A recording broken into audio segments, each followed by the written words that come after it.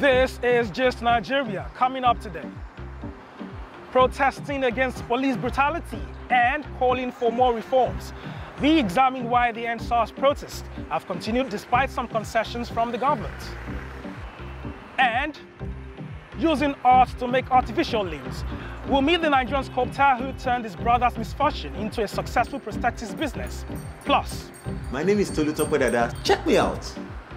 The entrepreneur providing solutions to power challenges in Nigeria using renewable energy.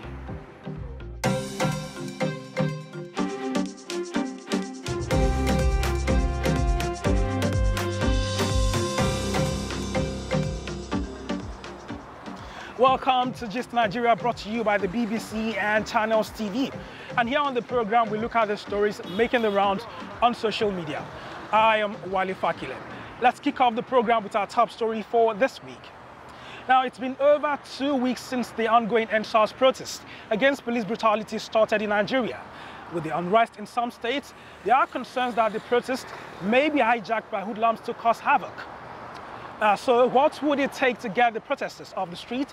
And is the government willing to meet their demands? Just Nigeria's Ajoka Ulotse has been finding out. My elder brother was killed. He was arrested in Aja, 2014. And they said he snatched a car. Daytime, they arrested him. So they took him to Alausa, Atikeja.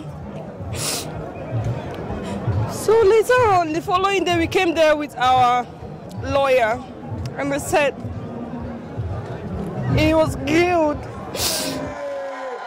It's over 14 days since the agitations to end cases of police brutality began across Nigeria. The hashtags ENDSARS, EndSWAT, End Police Brutality, End Bad Governance may be transforming into a movement, gaining global recognition and support. This is a typical day at one of the many protests staged in Nigeria's commercial capital, Lagos. Young people are gathered here to protest against what has extended from the high-handedness of the police to calls for improved accountability from public office holders. Venues of this protest are adequately secured. An unusual invasion by hoodlums days back has taught protesters to remain on the lookout. Food is available in abundance. The environment is cleaned routinely, and the mood filled by allegations of poor governance and hope of a better future.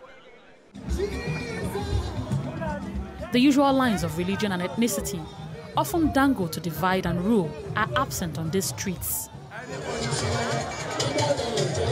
These people are united for a cause. They say they have come out to end years of oppression by speaking up and holding authorities to account. These SARS units, they claim to be a criminal units that have been harassing citizens. So you cannot tell us that a single officer has not been arrested. It's not about ending SARS. Ending SARS is a metaphor. It is a key to a door of oppression that has been locked for so long, and we have opened that door, and we are going to charge in that door. Don't change our narrative. We are here for accountable governance. National conference, now. State police, now. 30% education budget, now. Hospitals, now. Better police barracks, now. Have you been to a police barracks before? Have you been to a police barracks before? Have you been there? I cannot live in a police barracks. They have human beings. They have children. Do you know how much they earn? PVC, we want it by force, by fire. Now. We are not going anywhere. We are here. On the 16th of October 2020, the Nigerian Vice President Yemi Osinbajo took to Twitter, apologizing for the inactions of government and announcing the National Executive Council's plan to set up panels of inquiry to investigate cases of brutality in order to serve justice. But protesters insist it will take more than that to get them off the streets. If the government wants to show their seriousness, it is not by setting up committees. It is easy.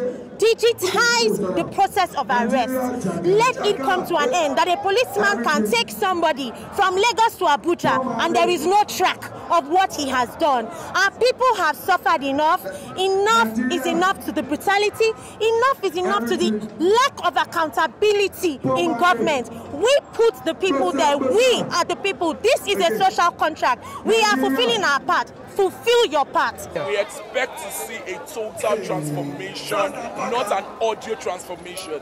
Because all through the little time, like since last week, they told us that SARS has been disbanded. We still see videos and pictures of people being harassed.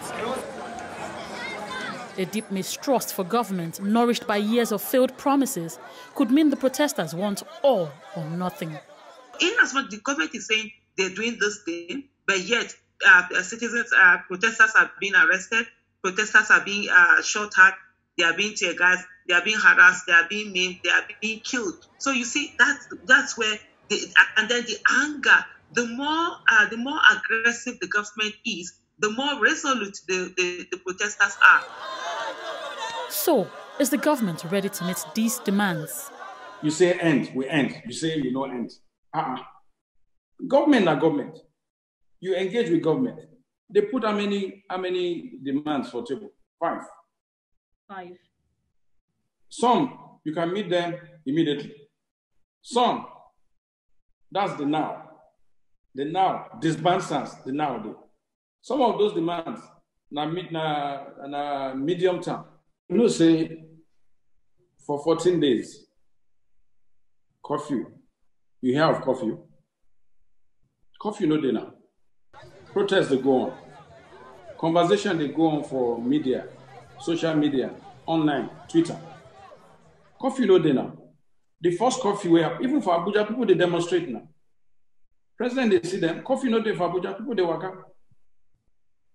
The one first curfew will happen, waiting custom. When you go break prison, prisoners, some of them hardened criminals, some of them murderers, some of them kidnappers, some of them rapists. You open all those people, they enter inside where people they correct they. No be wahala with that.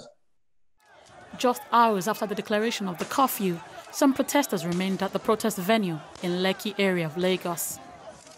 And this happened.